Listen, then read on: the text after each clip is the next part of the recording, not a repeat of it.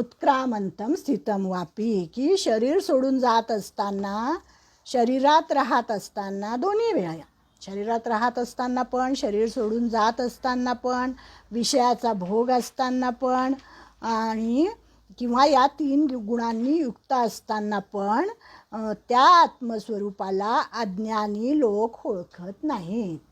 हे त्यांनी सांगितलं. उत्क्रामंतम स्थितम वापी भुंजानम वा गुणान्वितम. म्हणजे काय उत्क्रामंतम म्हणजे काय? उत्क्रांती त्याची होत असताना, म्हणजे या शरीरातून त्या शरीरात जाताना. भुंजानम म्हणजे काय? भोग घेत असताना. आणि गुणान्वितम म्हणजे काय? त्रिगुणांमध्ये राहत असताना. राहत असतो हा आत्मा, म्हणजे हा जीवात्मा, हे अज्ञानी लोक ओळखत नाहीत. त्या आत्मस्वरूपाला अज्ञानी लोक ओळखत नाहीत. विमूढा नानुपश्यन्ति. पश्यन्ति म्हणजे पाहणे, ओळखणे. विमूढा म्हणजे अज्ञानी लोक, आणि पश्यन्ति ज्ञानचक्षुषः. ज्यांना ज्ञानचक्षु आहेत ते मात्र विवेकी लोक, ज्ञानी लोक या परमात्म्याला तत्वतः ओळखतात. अर्थात हा काय आहे? पुनर्जन्माचा सिद्धांत आहे. आपला हिंदू धर्म पुनर्जन्म मानणारा आहे. हा पुनर्जन्माचा सिद्धांत आहे, आणि हा शहाण्या लोकांच्याच ध्यानात येतो. तेच या जीवात्म्याला ओळखतात. कुणी ध्यानधारणा करणारे योगी असतील त्यांना ह्या जीवात्म्याचे स्वरूप कळते, कारण मनाच्या खोल सागरात बुडी मारतात ते, आणि मग त्यांच्या अनुभवाला येतं. जसे आपले रामकृष्ण परमहंसांचं चरित्र आम्ही आत्ता वाचलं. केवढे पोचलेले योगी होते ते, की त्यांना क्षणाक्षणाला समाधी लागायची. परमात्मा, ईश्वर असं कानावर शब्द जरी पडले त्यांच्या, तर लगेच त्यांना समाधी लागायची.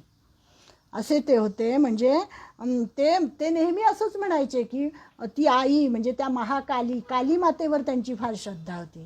ती काली माता म्हणजे तू यंत्र आहेस आणि मी यंत्री आहे, असं ते म्हणायचे. मी या यंत्राचा चालक आहे. मेंदूने मी विचार करतो, परंतु मी म्हणजे काही मेंदू नाही. योगी ध्यानावस्थेत परिपूर्ण मनोलय करतात. मनाचे चिंतन थांबते, म्हणून म्हणतात ना की मनाने तो दिसत नाही, बुद्धीने तो दिसत नाही. तर जिथे मनाचा लय होतो, जिथे चिंतन संपून जातं, विचार संपून जातात, मनावर कोणत्याच विचारांच्या वा भावनांच्या लाटा नसतात, पण तरीही तिथे मी असतो. आपण गाढ झोपेमध्ये असलो तरीसुद्धा कोणीतरी तिथे मी हा जागृत असतो. म्हणून आपण जागं झाल्यावर आपण म्हणतो की जागच होतो आपण, पण आपण असं म्हणत नाही की गाढ झोपेमध्ये मला काय दिसलं, तिथे मला काहीच दिसत नाही, पण तो तिथे जागृत असतो, म्हणून आपण जागे होतो. म्हणजे योगी ध्यानावस्थेत त्या मीला शोधतात, ते या जीवात्म्याला ओळखतात. म्हणून विमूढा नानुपश्यन्ति पश्यन्ति ज्ञानचक्षुषः. त्या ज्यांची बुद्धीचं सुसंस्कृत झालेली नाही आहे, जे तमोगुणात राहतात कायम, रजगुणात रमलेले आहेत, ज्यांना फक्त हे जे दृश्य डोळ्यांना दिसतंय तेवढंच फक्त खरं आहे, त्याच्या पलीकडे काही असेल याच्यावर ज्यांचा विश्वासच नाही आहे, स्थल काला वाचून विचारच जे करत नाहीत, त्यांना प्रयत्न करूनही आत्मा म्हणजे काय हे कधीही समजू शकणार नाही. विमूढा नानुपश्यन्ति. आणि ते निर्गुण निराकाराचे, स्थल कालातीताचे कधीच विचार करू शकत नाही की असं काही असेल, याच्यावर त्यांचा विश्वासच नाही आहे.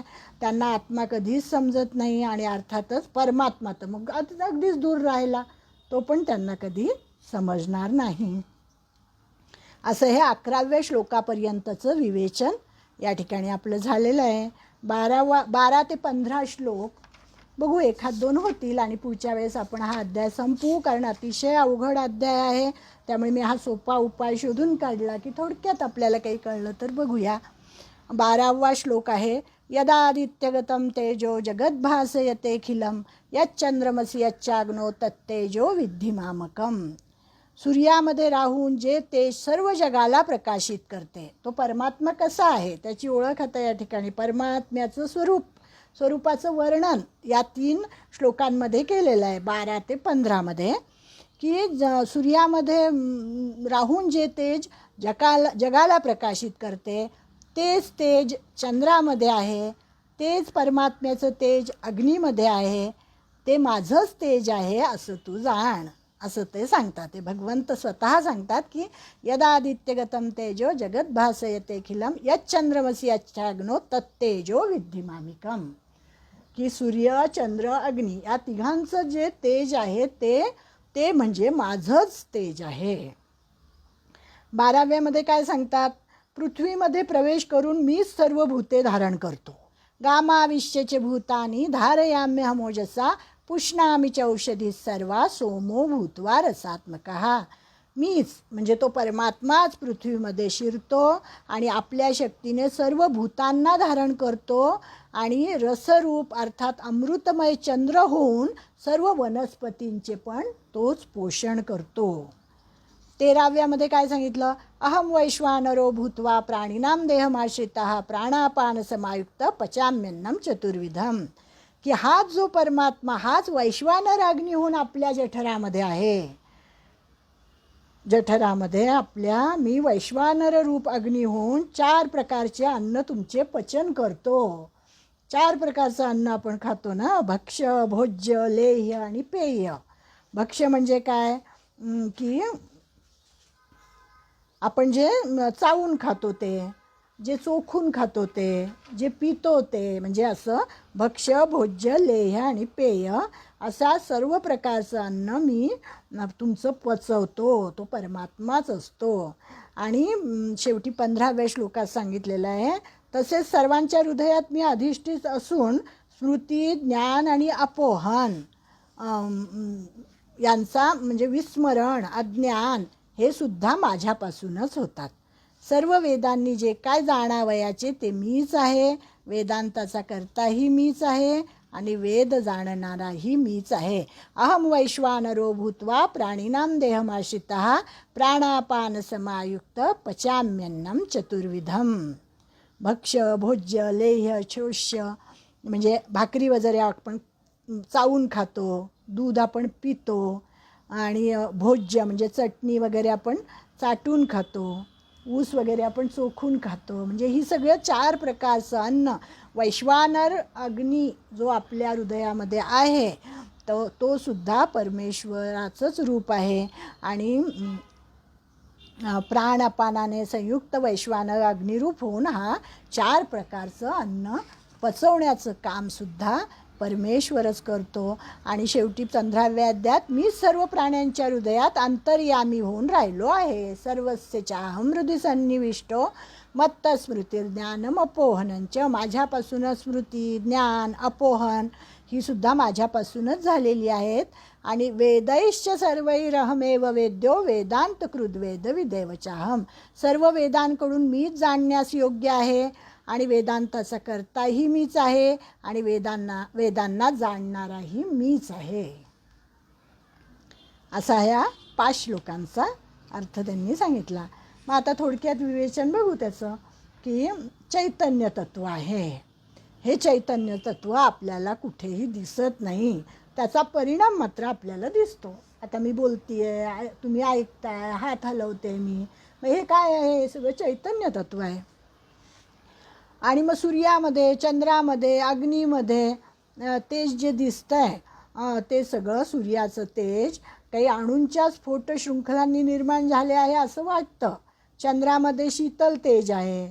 आणि त्यांनी सांगितलं की सूर्याचं जे परावर्तन प्रकाश होतो ना ते चंद्राचं तेज आहे, पण तरीसुद्धा वेगळं आहे. अग्नीमध्ये जे तेज आहे ते वेगळं तेज आहे, इंधनाच्या ज्वलनाने ते निर्माण होतं असं आपल्याला वाटतं. हे जरी खरं असलं तरी म्हणजे त्यांनी सांगितलं आहे ना की हा परमात्मा त्यांच्या पाठीमागे असतो. आपल्याला दिसतो तो सूर्यसुद्धा आपल्यासाठी महानच आहे. चंद्राचा प्रकाश, सूर्याचा प्रकाश, अग्नीचा प्रकाश आपल्यासाठी ह्या सगळ्या गोष्टी अतिशय श्रेष्ठ आणि महान आहेत. पण परमात्मा हा त्याच्याही पलीकडचा आहे आणि ह्या तिघांना ऊर्जा स्त्रोत्रांना प्रकाश देणारा तो आहे असं त्यांनी सांगितलं आहे. की सूर्याचे तेज दिव्य चैतन्य शक्तीपासून निर्माण झाले. सूर्याचेच तेज जर चंद्र परावर्तित करतो असं जर आपण म्हटलं असतं तर केवळ आरशासारखं परिवर्तन नाही आहे ते. तर आरशावरून येणारे किरण शीतल नसतात. जरी सूर्याचा प्रकाश आरशावर पडला आणि ते आपल्या अंगावर पडलं तर ते कसं असतं, प्रखर असतं, पण डोळे दिपवतात. पण चंद्राचे किरण कसे असतात, सुंदर असतात, शीतल असतात आणि काही नव्या गुणधर्मांनी युक्त झालेले असतात. म्हणून परमात्माच, ते जे चंद्राचं तेज आहे ते म्हणजे सुद्धा परमात्माच आहे. आणि त्याच्यामध्ये विशिष्ट औषधी गुण असतात चंद्राच्या प्रकाशामध्ये. जसं सूर्याच्या प्रकाशामध्ये अन्न जे वाढतं त्याला पोषक द्रव्ये सूर्यप्रकाशातून मिळतात. चंद्रप्रकाशापासून औषधींमध्ये जे पोषक द्रव्ये मिळतात. पण त्यांनी सांगितलं सूर्य आणि सोम हे काय आहे, द्वंद्व आहे. म्हणजे एक उष्ण आहे, एक शीतल आहे. म्हणजे शिवशक्ती अनेक प्रकारे द्वंद्वात्मक रूपात प्रगट होतात. सूर्यचंद्र हेही असंच एक द्वंद्व आहे, पण एकमेकांना पूरक पण आहे. ही चैतन्याची दोन रूपं आहेत. आणि अग्नी ही सुद्धा एक चैतन्य ऊर्जाच आहे. आणि या सगळ्यांच्या पाठीमागे कोण आहे, तर तो परब्रह्म परमात्मा या सगळ्यांच्या पाठीमागे आहे. सूर्य ऊर्जे 2 मिनटं घेते आणि हा विषय संपवते मी. की सूर्याच्या ऊर्जेमध्ये केवळ प्रकाश नसतो, किंबहुना कोणत्याच ऊर्जेत केवळ प्रकाश, केवळ उष्णता नसते. तर सूर्यकिरणातील प्रत्येक किरणाचा स्वतंत्र गुणधर्म आहे. सोमकिरणांचेही स्वतंत्र गुण आहेत. अग्नी केवळ एकाच स्वरूपाचा वाटतो, परंतु चंदन, खैर, बोरी, शेणी इत्यादी भिन्न भिन्न इंधनांनी पाणी जर तापवले, आयुर्वेदामध्ये आपल्याला हे कळेल ज्यांचा आयुर्वेदाचा अभ्यास झाला आहे, की ते जे आहे आयुर्वेदाचं म्हणणं आहे की त्या वेगवेगळ्या इंधनावर जर ते तापवलं तर त्याच्यामध्ये वेगवेगळे गुण येतात. म्हणून म्हणजे अग्नीतील ऊर्जा चैतन्याचे वेगळे रूप आहे. आणि आपल्याला चैतन्याचे सूर्य ऊर्जेत, सोम ऊर्जेत, अग्नी ऊर्जेत प्रगट रूपांतर झाल्यानंतर ते अनुभवाला येतं. म्हणजे सूर्य, सोम आणि अग्नी यांच्यामधील तेज हे परमात्म्याचं तेज आहे. हे आपण ओळखत नाही. आपल्याला सूर्य, चंद्र, अग्नी ते त्यांचेच आहे, असं त्यांचंच ते तेज आहे, त्यांचीच ती उष्णता आहे असं आपण म्हणतो. पण इथे गीतेमध्ये त्यांनी सांगितलं आहे की हे सगळं त्या परमात्म्याचं, म्हणजे आधार कोण आहे, अधिष्ठान कोण आहे, तर तो परमात्मा आहे. सगळ्या या विश्वाचा करता, धरता, हरता तोच आहे. आणि हे सांगण्यासाठी म्हणूनच ही गीता सांगितलेली आहे. ती आपण समजून घेण्याचा प्रयत्न करतो आहे. पुढच्या वेळेस आपला 15 अध्याय संपवण्याचा मी प्रयत्न करेल. बघा, जेवढं काय समजलं असेल तेवढं माझ्या अल्पबुद्धीला झेपेल एवढं मी सांगण्याचा प्रयत्न केला. आता या ठिकाणी आपण थांबूया. ओम तत्सत श्री कृष्णार्पणमस्तु.